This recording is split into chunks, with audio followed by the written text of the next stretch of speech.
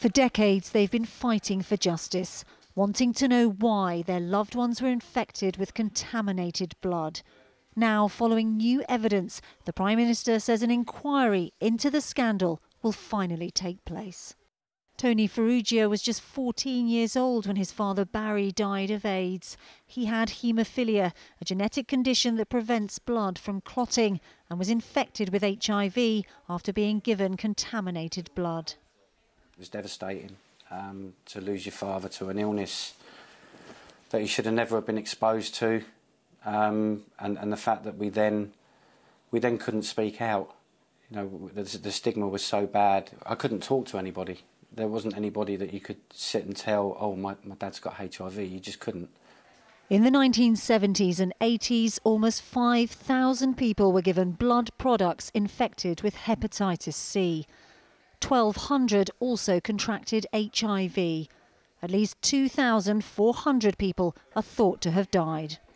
Today, MPs in the House of Commons held an emergency debate on the issue. Labour welcomed the plans to hold an inquiry. It was obviously a serious systemic failure.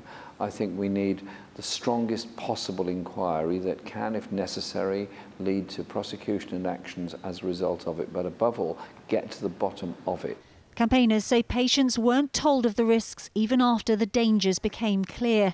One former health minister says Britain shouldn't have imported blood from abroad.